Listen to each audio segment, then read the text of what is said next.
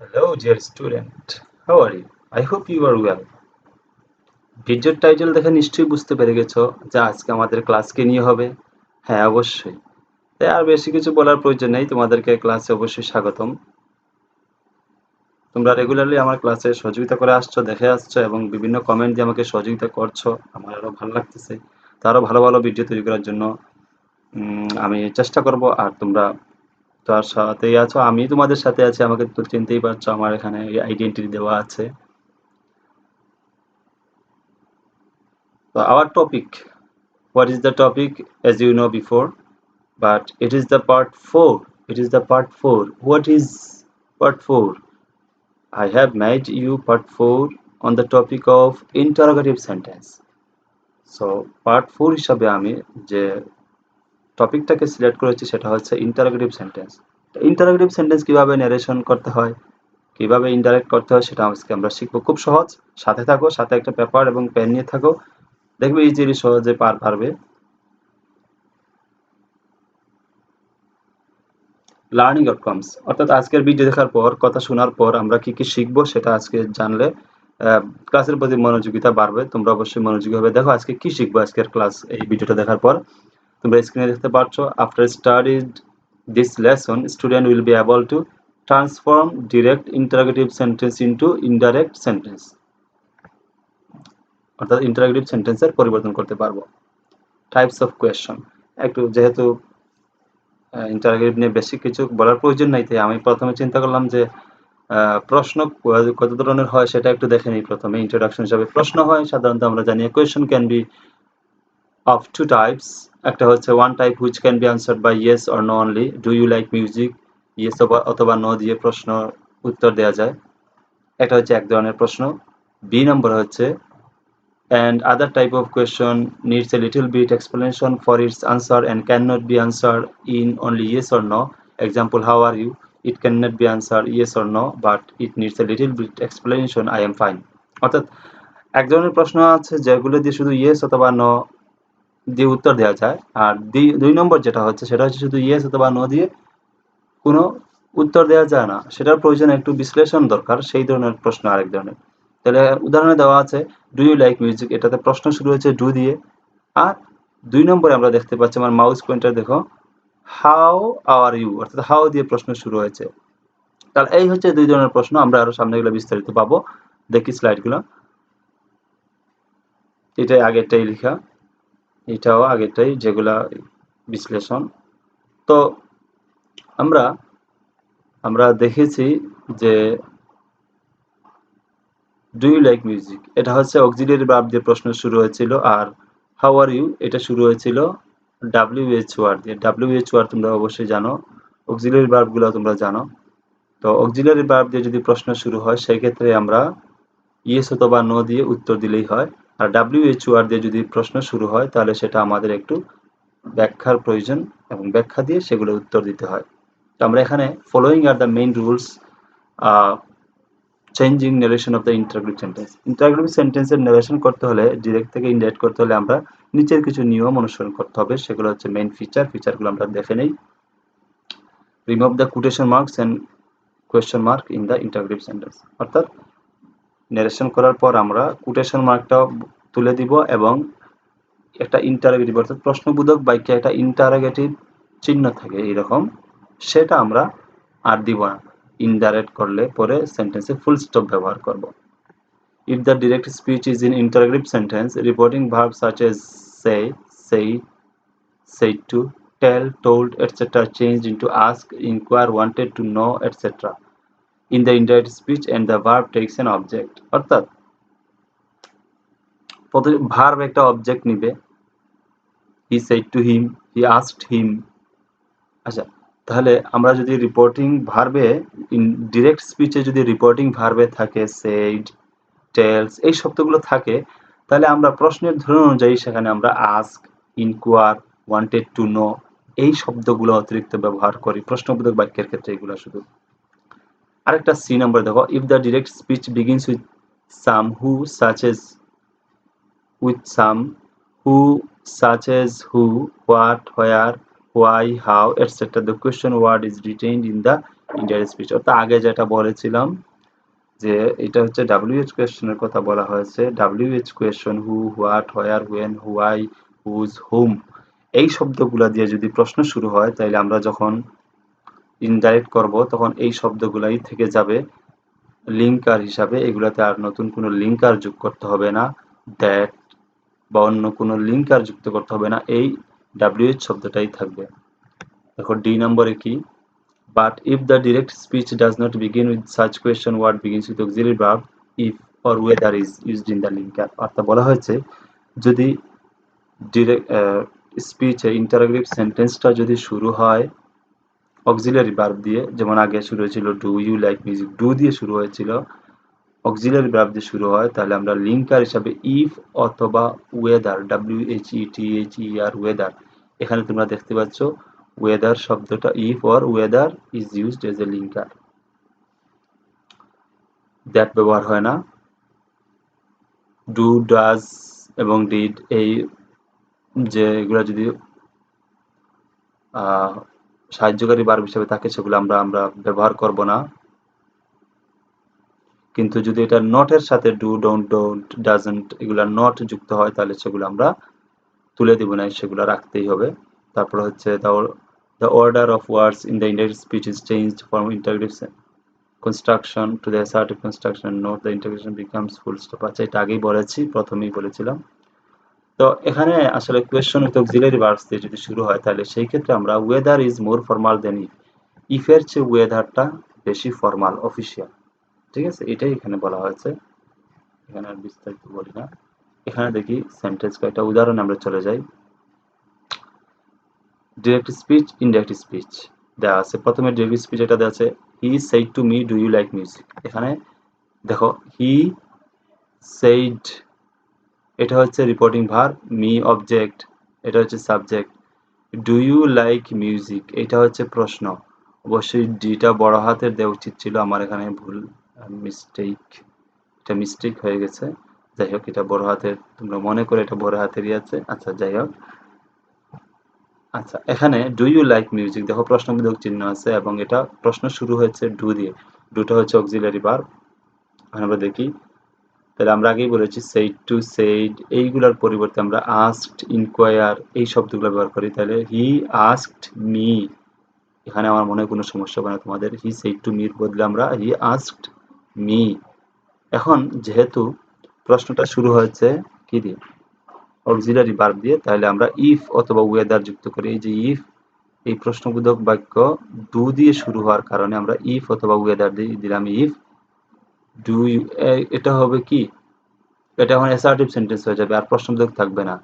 তাহলে do you, সে আমাকে বলেছে ডু ইউ লাইক মিউজিক, তুমি কি মিউজিক পছন্দ করো, তাহলে তুমিটা কি এখানে, সে আমাকে বলেছে তুমি, তাহলে সে আমাকে আমাকে তুমি করে বলেছে, সুতরাং এই ইউটা হচ্ছে আমি, তাহলে এই ইউ এর পরিবর্তে এখানে আমি বসে, তাহলে ইফ আই, যেহেতু এটা প্রেজেন্ট ইনডিফিনিট টেন্স, পাস্টে নিলাম, লাইকটা হচ্ছে এখানে দেখতে পাচ্ছ লাইক ভার্ব, লাইকের পাস্ট ফর্ম হচ্ছে লাইকড, লাইক দিলাম, ইফ আই লাইক মিউজিক।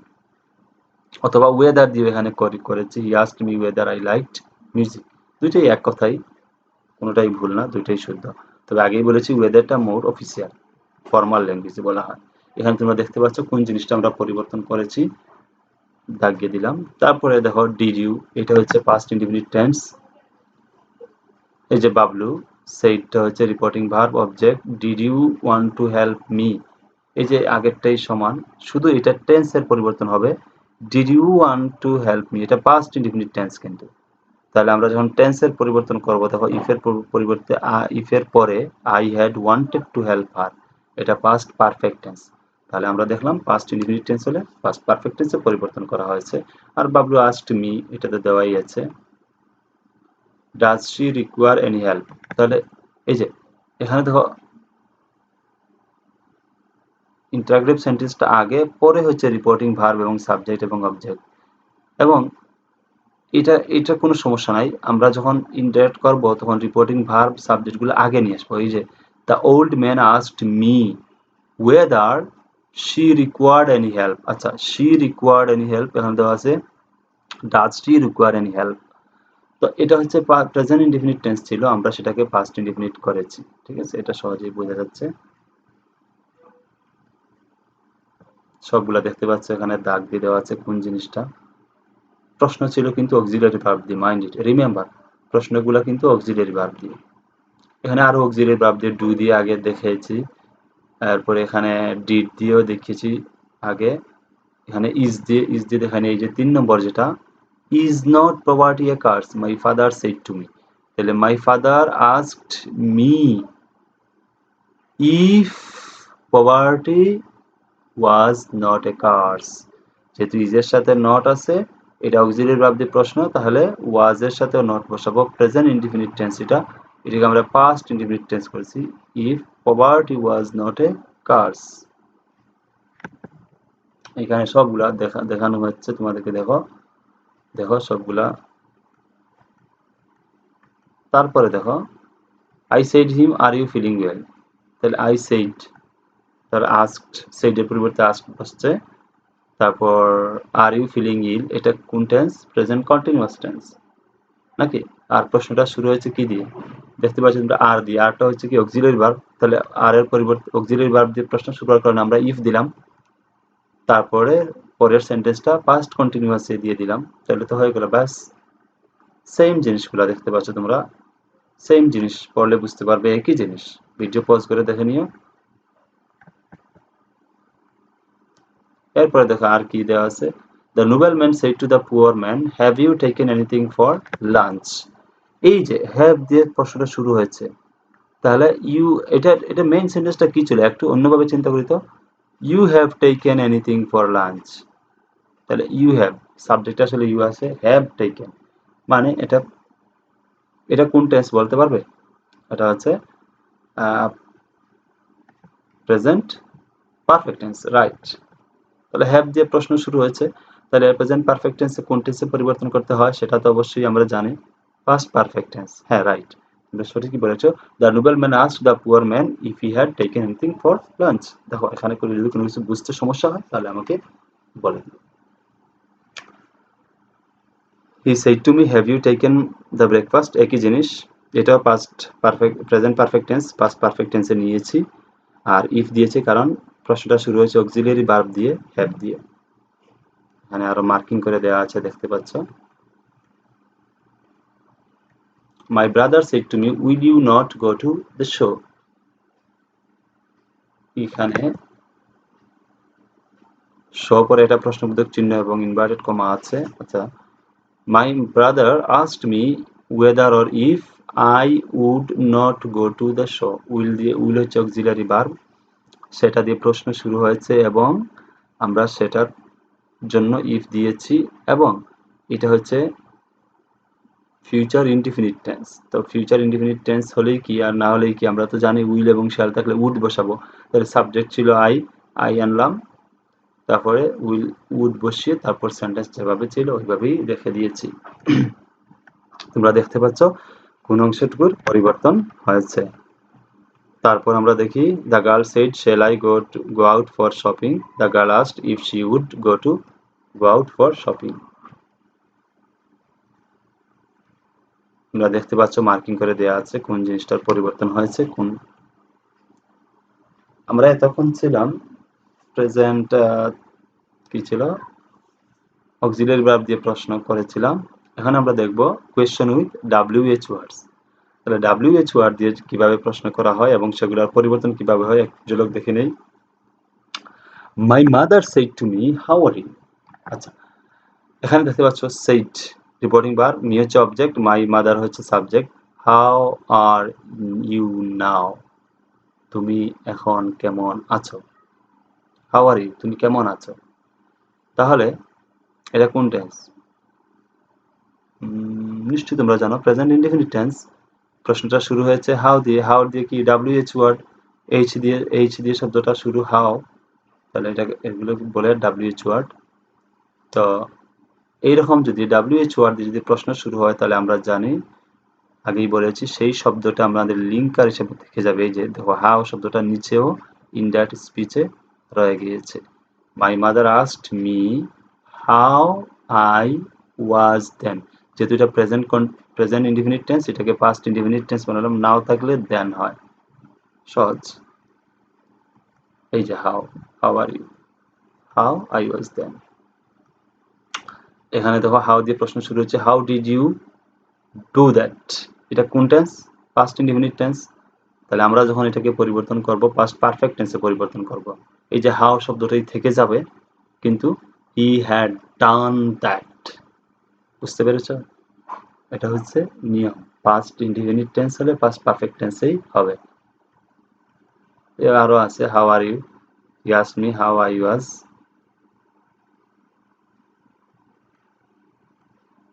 হ্যাঁ দেওয়া আছে হোয়াট দিয়ে, দেখো একটা প্রশ্ন দেওয়া আছে, teacher said to me what is your name, teacher asked me what was said to me what is his name. ঠিক আছে, তারপর হচ্ছে এই যে দেখো what is your name, past indefinite টেন্সে হয়েছে what was his name, what is your name present indefinite tense. এরপরে দেখো what are you doing, past present continuous tense, এটা হচ্ছে past continue what I was doing. তারপর দেখো আরো দেওয়া আছে, why did you come late, why দিয়ে বলেছি, হোয়াই হিয়ার, এটা পাস্ট ইনডিফিনিট টেন্স, এটা হচ্ছে পাস্ট পারফেক্ট টেন্সে রূপান্তর হয়েছে, দেখতে পাচ্ছ। হোয়াই শব্দটা লিঙ্কার হিসাবেই আছে। তারপর তারপর তোমরা সবগুলোই দেখো হোয়াই দিয়ে শুরু প্রশ্ন। তারপর দেখি এই যে দেওয়া আছে হোয়ার আর ইউ, হোয়ার দিয়ে দেখো where are you staying next week, এটা কোন টেন্স? Present continuous tense. তাহলে যেটা পরিবর্তন হবে, এই যে লাস্টে চলে গেছে, I was staying the following week. যে নেক্সট উইক হলে ফলোয়িং উইক হয়, সেটা আমরা দেখেছি আগে list. Where I was staying the following week, এই কি নিয়ম একটু পড়লেই বুঝতে পারবে, ভিডিও পজ করে দেখে নাও। আচ্ছা, এখানে দেখো আরো দেওয়া আছে, who was the first man to fly in the space, the examiner asked the boy. তাহলে দ্য এক্সামিনার, দেখো এখানে এটা আমরা না দেখে একটু করার চেষ্টা করি। The examiner asked the boy who, উপরে কি হবে, এটা এটা কোন টেন্স ছিল? Past indefinite tense. তাহলে পাস্ট ইনডিফিনিট টেন্স হলে কোন টেন্সে যাবে? পাস্ট পারফেক্টে, রাইট। তাহলে the examiner asked the boy who, কি হবে? আচ্ছা, তাহলে দেখেই নাও তোমরা যখন পেরে গেছো। দেখো হু কি, first man two, the examiner asked the boy who was the first man to fly in the space, who was the first man in the space। এটা কি হয়েছে? এটা ইচ্ছে করেই আমি ভুল দিয়েছি যাতে তোমরা সঠিকটা লিখে রাখো। দেখো এখানে কোনো সমস্যা আছে নাকি, দেখতে পারো কিনা? কোন জায়গায় বলো? হ্যাঁ রাইট, তোমরা ধরতে পেরেছো। এই জায়গায় সমস্যা, who was the first man to fly in the space, যেই সেন্টেন্সটা আছে আমি সেই সেন্টেন্সটাই দিয়ে দিয়েছি। ঠিক আছে, এইটার সঠিকটা তোমরা আমাকে করে দেখাবে। ঠিক আছে, এটার সঠিকটা তোমরা আমাকে করে দেখাবে। এটাই তোমাদের জন্য হোমওয়ার্ক দিলাম, আমাকে কমেন্ট বক্সে এটা সঠিক উত্তরটা লিখে দিবে। এখানে ভুল, এটা হচ্ছে ভুল। The examiner asked the boy who was the first man to fly in the space, এই দেখতে পাচ্ছ, এই জায়গায় ভুল আছে, এই যে লাল কালিতে দেয়া আছে, এই জায়গায় ভুল। এরপর এগুলো সঠিক, I said the man who are you, I asked the man who he was, এগুলা ঠিক আছে। He said to me which book do you want, এটাও ঠিক আছে। এগুলা একবারে সঠিক, কিন্তু একেবারে প্রথমটা ভুল, সেটা তোমরা আমাকে কমেন্ট বক্সে জানাতে হবে। Thank you for being with us. আশা করি তোমরা ইন্টারোগেটিভ সেন্টেন্স পরিবর্তন করতে পারবে খুব সহজ। অক্সিলিয়ারি বার বেগম WH ওয়ার্ড দিয়ে শুরু হয়, তাহলে WH দিয়ে ওয়ার্ড দিয়ে শুরু হলে কি হয় সেটা আমরা রেখে দিব WH ওয়ার্ড লিঙ্কার হিসাবে, আর অক্সিলিয়ারি ভার্ব দিয়ে শুরু হলে সেটাকে আমরা ইফ অথবা ওয়েদার লিঙ্কার হিসেবে যুক্ত করব। আর টেন্সের তো পরিবর্তন আমরা জানি সেভাবে করে, আর পার্সনের পরিবর্তন আমরা জানি সেভাবে করে আমরা সেন্টেন্সটা তৈরি করব। শুধু আমরা কি করব না, এই যে প্রশ্নবোধক চিহ্নটা আমরা রাখবো না, সেখানে আমরা ফুল স্টপ দেব। আশা করি তোমরা ভালো থাকবে, আশা করি ভালো থাকো, সুস্থ থাকো, আমার জন্য দোয়া করো। পরবর্তী ক্লাস নিয়ে খুব শীঘ্রই চলে আসবো। তোমরা অবশ্যই পড়ালেখায় মনোযোগী হও, আরো বেশি পড়ালেখা করো, আরো বেশি জানতে চাও, স্পেসিফিক কোনো ভিডিও জানতে চাইলে আমাকে বলবে, আমি সেই বিষয়ে ভিডিও করার চেষ্টা করব। আল্লাহ হাফিজ, বাই বাই।